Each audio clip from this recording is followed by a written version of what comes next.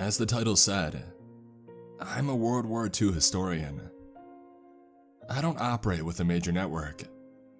I instead make YouTube videos and I have about 300,000 subscribers. My name is James Cook. I know I sound like a conquistador. And I recently went to a Nazi laboratory in the Black Forest. It all started when my sources told me about the lab. It apparently was used for testing on captured Jews, Poles, Russians, and dissidents. The exact tests aren't known, but I figured that I would find out. The sources, which consist of fans, urban explorers, and others, told me the location of the lab. It's located in the Black Forest, a beautiful area with hills and forests. I pulled my car up to the side of the place at around 7 a.m. I opened the car door and I breathed in the sight.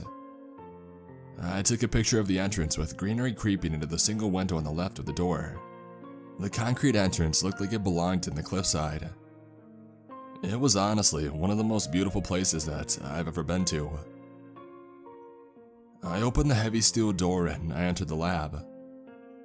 There was a hallway to my left, and a machine gun pointed at a hallway in front of me.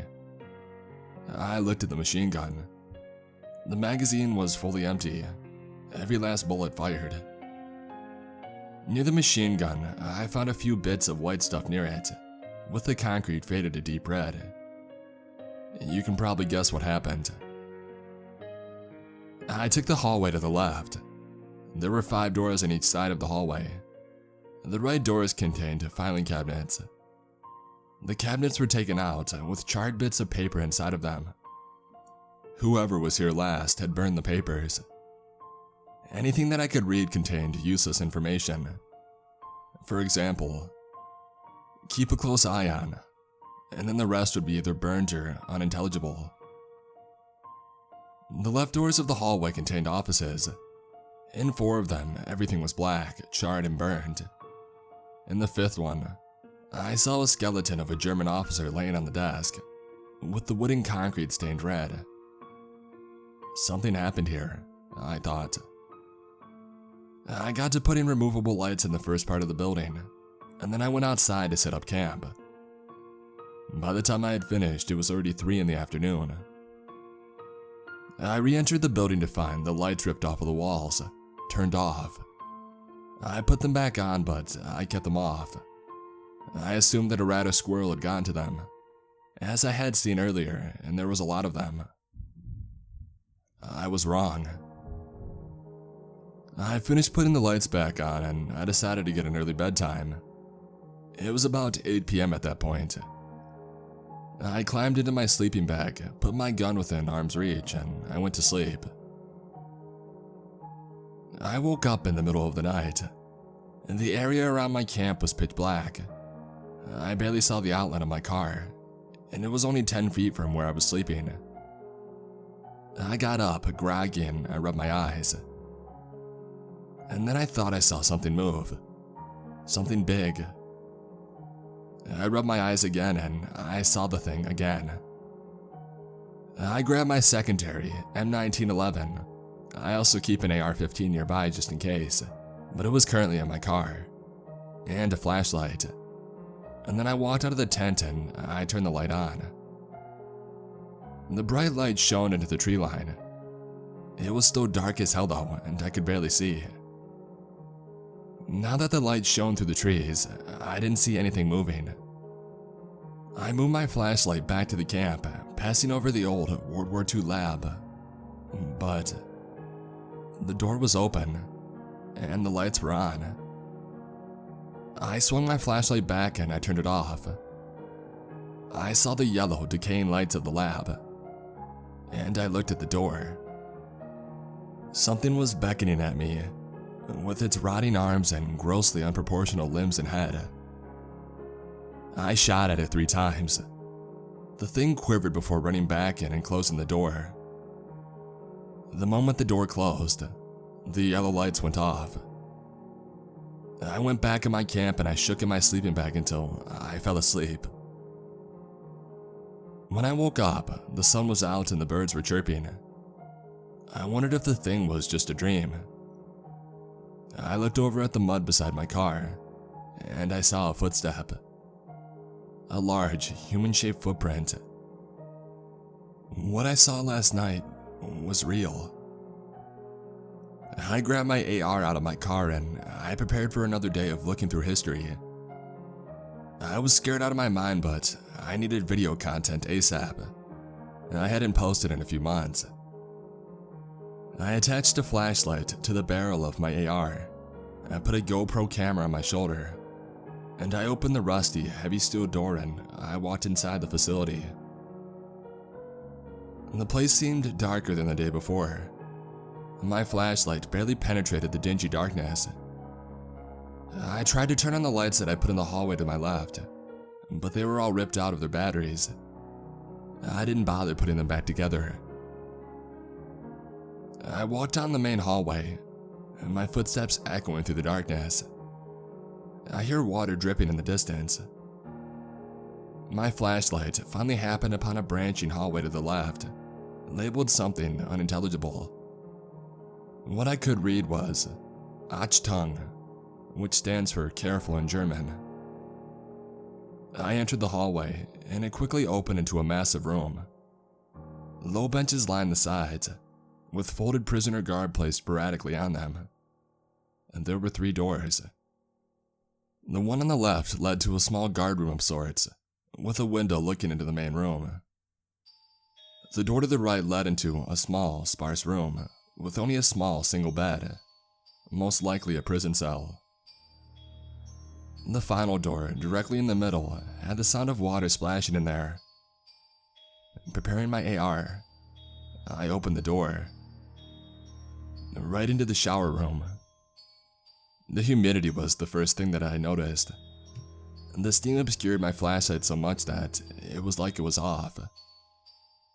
I eventually found the source of the water. It was simply a shower, still running. The hot water ran down the pipes and occasionally a drop of water landed on my head from the pipes above me. I turned off the shower and I went back to the main hallway. I took a left, continuing my expedition. I walked for another good minute until another hallway opened up to my right. There was Nazi work propaganda lining the walls of it, and a Nazi flag on the roof. It was severely tattered, with it showing the wear and tear of decades of being left alone. I went through this hallway until I reached the generator room. I was ecstatic. I could turn on the lights and navigate this place much easier. I navigated through the west of wires and pipes, until I found a singular large switch on the wall. It had the picture of a light bulb above it. I attempted to flick it on, but it was stuck. I eventually managed to get it loose and I flicked it on. I really wish I didn't. I only got a few seconds of pure light before I heard screaming and wailing, like banshees were in pain. I ran out into the main hallway, with my AR at the ready. I waited for a few seconds before hearing the screams getting closer, and the thump of large footsteps approaching me. I looked through the sight, and I wished I didn't see what I saw. It was rotten, covered in disgusting brown and random lesions colored a vile purple. The thing's right face was melted and connected with the elbow. Its limbs were unproportional compared to the size of its feet and hands. Black liquid was seeping from every crevice in its body, like its eyes and mouth. And it had chains strapped to its wrists, but then being ripped from whatever they were connected to. The moment it saw me, it wailed, and it ran to me. I pulled the trigger, and the recoil of my gun told me that whatever that thing was would be dead soon. But it didn't die. It just ran to me, wailing as it was being shot. I ran for the exit, daylight in the distance. The heavy steel door beckoned to me, telling me that I'd be safe if I would close it. I looked back. The thing had its rotting flesh fly off it constantly, only to have it regrow. Every so often, I could see the sickly white color of its skeleton. only for it to disappear in the growth of new flesh. I ran to the door, and I began to close it when the thing crashed into it. It cried out, and its arms desperately tried to catch me. Eventually, it gave up, and I was able to close the door. I heard the screams and cries of it fade, until the small crack of light under the door disappeared.